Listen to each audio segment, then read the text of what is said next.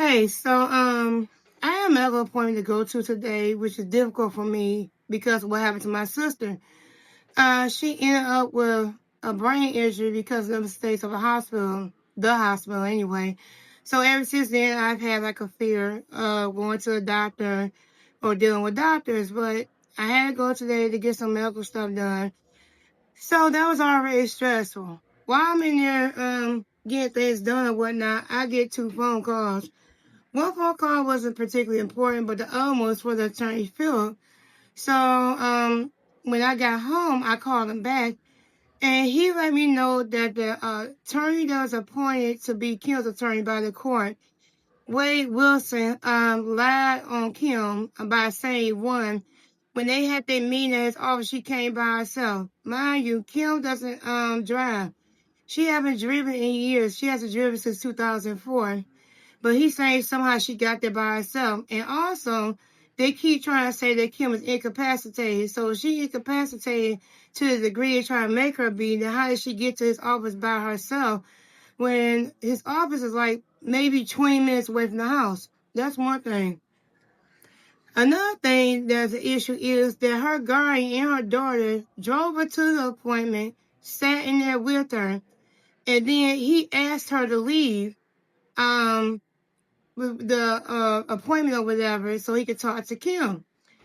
Mind you, he went to the court and he said something to the effect of that the accounting, which is Lynn's account, which is very vague, it doesn't really have any detail as to how the money was spent or why it was spent that way, should be approved because Kim said so. Otherwise, he was saying Kim agreed to the accounting, so it should be approved. And I'm like, wait a minute. So why when I tell you Kim can do things on her own, you don't believe me, you ignore me. When occupational therapists tell you Kim can learn how to drive again, you ignore that. When clinical psychologists tell you that she doesn't need a guardian, you ignore that. But then the lawyer that you appointed as the court tell you, oh, she approved the accounting that's vague, that got overexpenditure of money because Lynn, the trustee, has 3 law firms working for her to cover her misconduct.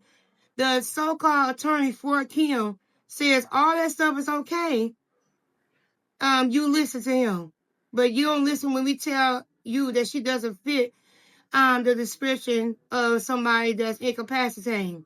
1. And 2, also another issue I have is I know my sister Kim. She's a Capricorn. She don't play about money, brain injury or not.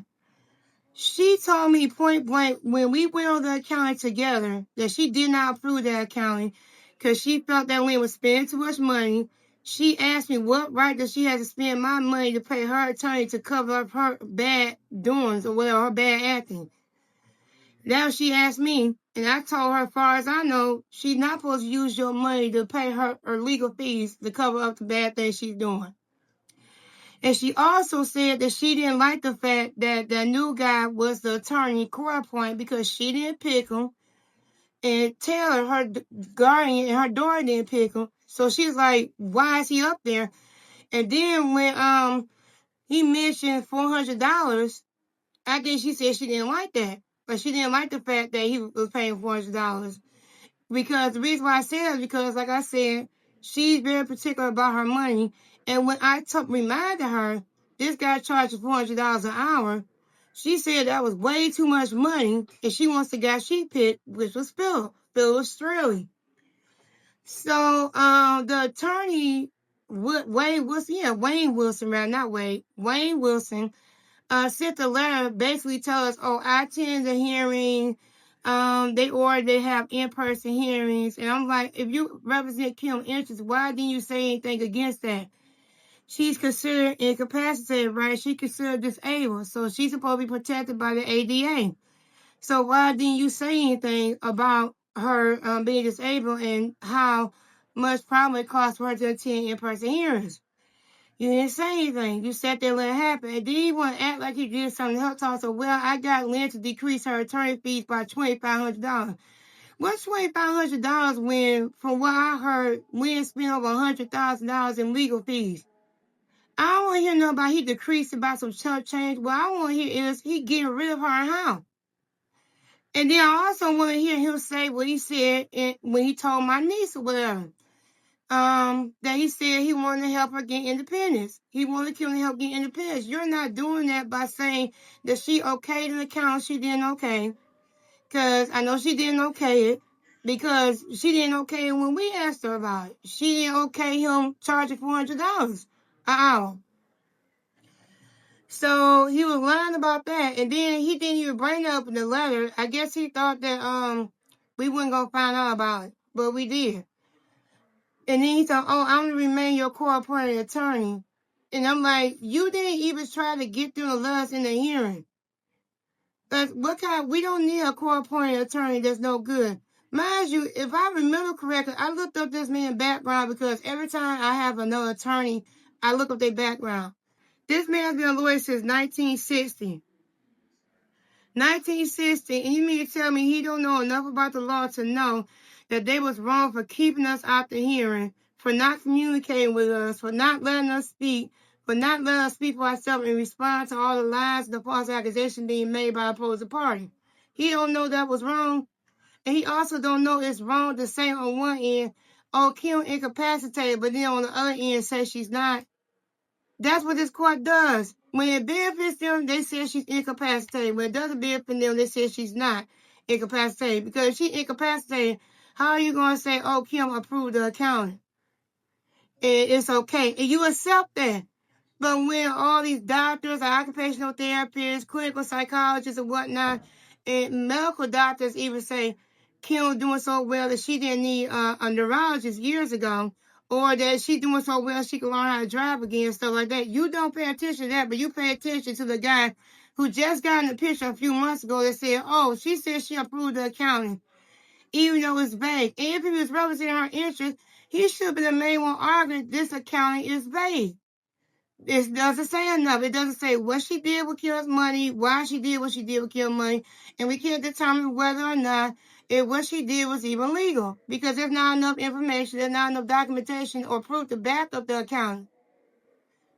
He didn't say none of that. He just sat there, I guess, twiddle his thumbs, and then just let them do what he wanted to do as long as he gets paid. And then he said something about Philip paying damages back to the trust when Phil didn't do anything wrong. If anybody should be paying damages back to the trust, it's Lynn. It's like they're stealing Kim's money, and then to try to cover their own asses, they're trying to get Phil to replace it because he dare represent us and dare try to do the right thing, which it looks apparently like none of them ever was raised to do. It's ridiculous. Like, I can't catch a break. Like, can I go to the medical doctor? Can I go and I'm already stressed out about going to the medical doctor, go do all stuff because past trauma with doctors, I can't even go to the doctor and come home and then just relax the rest of the day. I have to deal with this mess because I'm fed up with these people doing this stuff and then constantly getting away with it. But we need a rehaul of the whole probate court system, if either that or just get rid of it altogether. Because if I remember correctly, and I could be wrong, but I think Congress has the power to close courts if they find it corrupt.